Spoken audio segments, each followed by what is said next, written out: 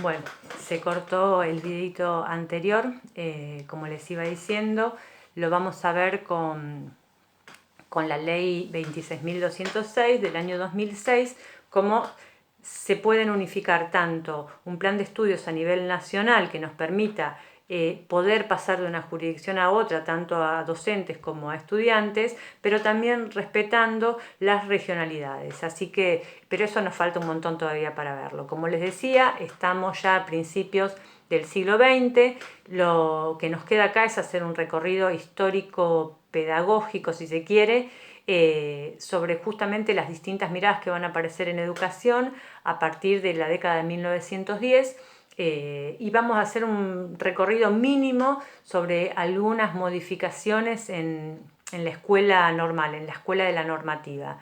La escuela de la norma es justamente la de la ley 1420, porque ¿qué es lo que se aprende ahí principalmente? Las normas. Y esto nos lleva a un tema fundamental que es justamente origen de este espacio, es cuál es el origen de la norma en educación. En principio, a veces, como fue con la ley nacional, con la 1420 y como va a ser con las otras leyes nacionales, aparece la norma y parece que se impone sobre un espacio vacío. En realidad la norma es una construcción, justamente. A partir de una necesidad se construye un marco normativo. ¿Bien? Entonces, hasta 1910 tenemos este marco normativo breve y pequeño, que es 1420 y Ley Laínez. Bien, nos queda meternos un chiquitín en estas nuevas pedagogías, que es la nueva escuela que aparece como en oposición a la escuela normal, que es la que propone la 1420. Hay algunas experiencias en la década de 1920 acá en la Argentina, 1930 también, sobre todo con las hermanas Cossettini en Santa Fe, donde se propone pensar al niño como un sujeto. Esto parece exótico, pero no, es así. Se piensa al niño como un sujeto que aprende y que le suceden cosas también. Entonces hay una mirada pedagógica distinta que no me voy a meter ahí porque ustedes ya tienen 3 años de trabajar en distintas perspectivas pedagógicas, que ustedes deben saber mucho más que yo de esto. Lo que sí quizás cabe destacar para este periodo es la cuestión de que si bien las nuevas pedagogías ponen en cuestión a esta escuela normal, la escuela normal se sigue sosteniendo, la norma está. ¿Por qué? Porque ¿cuál es el marco general? Pensar a la educación como un derecho, pero acá hay un tema, que esto lo vamos a trabajar más adelante con un texto de Pablo Pinó, como derecho individual. Todavía no está pensado como un derecho social, es decir, cada uno llega como individuo a acceder a un tipo de derecho y está entre otros el derecho a la educación. Pero no aparece un Estado fuerte que tenga que garantizar para todos y todas la educación. ¿Bien? ¿Por qué digo esto? Porque la 1420, si bien el Estado se hace responsable de las escuelas, le falta el agregado, que eso va a venir después con la 26.206, de la garantía del acceso, permanencia y egreso. Hay un Estado que financia la educación, pero nada más. Entonces ahí nos queda como trunco. Y digo, esto de la educación como derecho individual, tenemos que tomarlo porque la mirada va a cambiar en la década del 40 y del 50 con el peronismo en el gobierno. Y acá ya nos metemos un poco en peronismo, que era el tema que teníamos que ir trabajando en la clase de hoy. Perón llega al gobierno en un golpe de Estado en 1943. ¿Bien?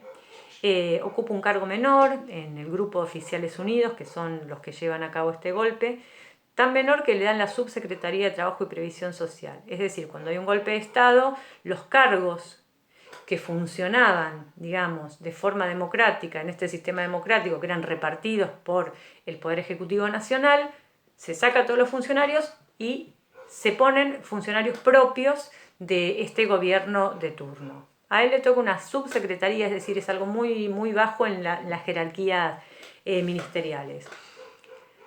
inmediatamente logra que le den jerarquía de secretaría, que en ese momento implica más partida de dinero. Lo que le da vínculo con, justamente al ser previsión social y trabajo, con los sindicatos. Y conoce la realidad obrera sindical de la Argentina y pasa a ser la expresión política de los deseos y necesidades de los obreros argentinos sindicalizados. Bien, pasa a ser porque lo eligen o porque él comprende que ahí hay un sector posible de participación política que no encuentra representación. Ahora, la discusión sobre el peronismo la podemos dar seguramente en un Zoom y cada uno tendrá su mirada. Lo que hoy nos interesa es un poco este recorrido histórico del 43, Secretaría de Previsión Social, 44, pasa a ser ministro de Guerra. Pensemos que el mundo en el 1944 está casi terminando la Segunda Guerra Mundial, donde nosotros no participamos, pero es cierto que el Grupo Oficiales Unidos tiene mucha vinculación con las potencias del eje, que son Alemania e Italia, donde serán los gobiernos fascistas más fuertes, y en el 45 va a pasar a ser también vicepresidente, es decir, tiene los 3 cargos.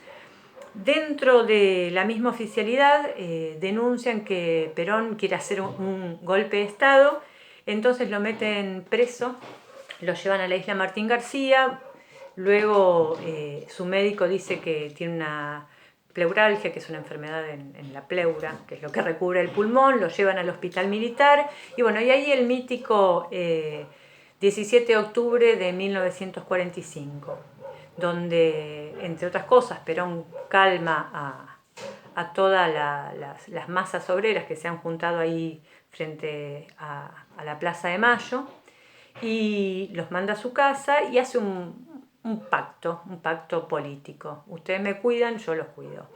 Se convoca elecciones y el 26 de febrero de 1946 gana Perón, justamente. Y a partir de entonces se va a dar toda una serie de medidas vinculadas a un tipo de Estado, y esto es muy importante tenerlo en cuenta, por eso digo, después podemos hacer un análisis del peronismo. Un tipo de Estado que se está proponiendo en todo el mundo. 26 de febrero de 1946. Un año atrás terminó la Segunda Guerra Mundial. Y en el marco de la Declaración Universal de los Derechos Humanos, se pide que ese sea el documento fundacional de todas las nuevas constituciones, porque todos los estados en el mundo deben reformular su visión del derecho a partir de lo sucedido durante la primera mitad del siglo XX con la Primera Guerra Mundial y la Segunda Guerra Mundial. Entonces, la Declaración Universal de los Derechos Humanos es el documento fundacional de la mayoría de las constituciones que se van a redactar a partir de 1945 en adelante. Si ustedes leen ese documento y ven la Constitución de 1949, sancionada por el peronismo acá, van a ver que tiene mucho de base de esa declaración. Bien, ¿y a dónde quiero llegar? A cuando Perón piensa la educación. Como les mencioné en el Zoom, en el artículo 37, que hoy se los voy a compartir, aparece justamente qué lugar ocupa la educación para el peronismo. Y aparte se piensa desde una educación integral, el cuerpo, mente, y que sea para todos y todas. Perón tiene una frase que también se los voy a compartir en un video, donde dice: qué mejor buscar materia gris entre millones que entre 300 o 400. ¿Sí? Ese es el criterio. Después nos puede gustar o no nos puede gustar, pero la cuestión que hizo extensiva justamente la educación y trajo una mirada social al derecho a la educación. Así que bueno, hoy les voy a compartir entonces en la clase todo el material de estudio, les voy a escribir cuál es la lectura que va a acompañar a este repaso que fuimos haciendo, y el jueves que viene nos vamos a ver nuevamente por Zoom. Va a haber un trabajo de integración que también se los voy a escribir, que va a ser en forma grupal, para que puedan de alguna manera hacer una síntesis de todo lo trabajado hasta ahora, para ya poder meternos en la segunda etapa de nuestra materia. Bueno, les dejo un saludo. Sé que fueron muchos videos de golpe. Ténganlos, véanlos cuando puedan porque son largos. Y cualquier otra duda, nos vemos en el Zoom del jueves que viene, jueves 11, 16 horas. Saludos.